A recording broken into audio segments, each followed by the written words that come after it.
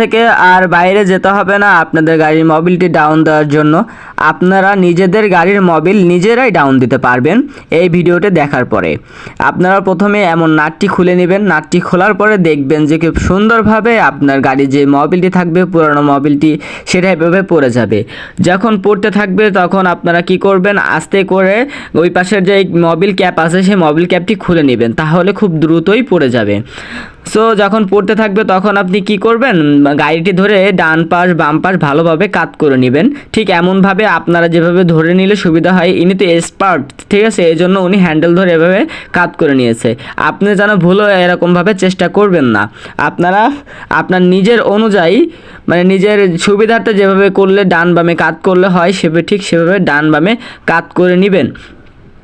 So আমাদের ভিডিওটা যদি ভালো লাগে তাহলে অবশ্যই একটি লাইক করবেন, একটি সাবস্ক্রাইব করবেন, এবং আমাদের ভিডিওতে যদি উপকার এসে থাকে তাহলে অবশ্যই আপনার বন্ধুদের কাছে শেয়ার করবেন। আপনাদের একটি লাইক আমাদের পরবর্তী আরেকটি ভিডিও বানানোর জন্য উৎসাহিত করবে। সো যেভাবে বলতেছে ঠিক এভাবেই করে নেবেন।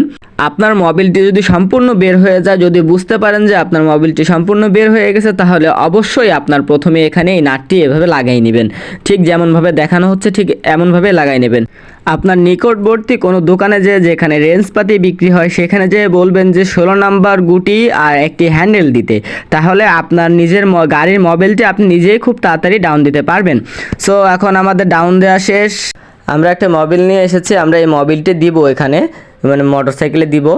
সো আমরা এখন ওই মোবিলের ক্যাপটি খুলে নিয়েছি, যেটা আমি প্রথমে খুলতে বলেছিলাম সেই ক্যাপটি খুলেছি। খোলার পরে এখানে মোবিলের মুটকিটা খুলে এখন এখানে দিব। আপনাদের কিছু গুরুত্বপূর্ণ কথা বলতে যাচ্ছি যেটা আপনাদের বলা উচিত। আপনাদের গাড়িটির যে মোবিল থাকবে তা অবশ্যই, যদি আপনার মোটরসাইকেলটি নতুন হয়ে থাকে তাহলে খুব অল্প চালাবেন। ধরেন আপনি একেবারে নিউ যদি গাড়ি কিনে থাকেন তাহলে অবশ্যই সেই গাড়িটি মোবিলটি দিয়ে আপনি প্রথমে 500 চালাবেন, তারপরে 600 বা 200, মানে 200 কিলো বেশি করে মানে বাড়াইতে পারেন আস্তে আস্তে। যেমন 500, তারপরে 700, তারপরে 900, ঠিক আছে। এভাবে করে যদি পাল্টান তাহলে অবশ্যই আপনার ইঞ্জিনের কন্ডিশনটি ভালো থাকবে।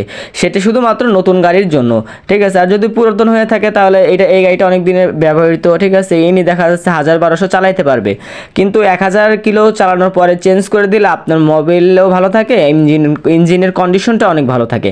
কারণ মোবিলটি আস্তে আস্তে যত দেরি হইতে থাকে তত পাতলা হইতে থাকে মোবিল। সো আপনারা যত তাড়াতাড়ি চেঞ্জ করবেন আপনাদের মোবিলটি তত বেশি ভালো থাকবে, এবং আপনাদের যেই গাড়ির ইঞ্জিন থাকবে সেটা আরও বেশি ভালো থাকবে।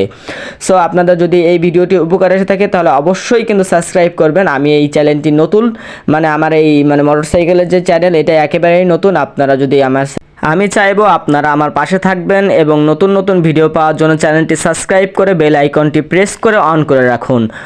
সো আমাদের ভিডিওতে আরও অনেক ভিডিও আছে, ফুল সার্ভিসিং, অ্যাপাচি সার্ভিসিং, ঠিক আছে, এগুলো আছে, আপনারা চাইলে দেখে আসতে পারেন এবং আপনাদের বন্ধুবান্ধবদের দিয়ে চ্যানেলটি সাবস্ক্রাইব করতে পারেন। সো আমাদের মোবিল ঢালা হয়ে গেছে, আমরা এখন মোবিল ক্যাপটি অবশ্যই লাগাই নেবেন, ঠিক আছে। মোবিল ক্যাপটি লাগানোর আগে এটা এরকম সুন্দরভাবে পরিষ্কার করে নেবেন, কারণ এখানে অনেক ময়লা থাকে সেজন্য মোবিল ঘামতে পারে। সো এখানটা সুন্দরভাবে এরকম পরিষ্কার করে নেওয়ার পরে আপনারা ক্যাপটি লাগিয়ে দিবেন। সো আমাদের এখন লাগানো শেষ হয়ে যাবে। আমাদের ভিডিও যদি ভালো লাগে থাকে তাহলে অবশ্যই একটি শেয়ার করবেন, অবশ্যই একটি শেয়ার করবেন। আর আমরা অনেক নতুন, ঠিক আছে, আমাকে আপনারা সর্বদা সাপোর্ট করবেন।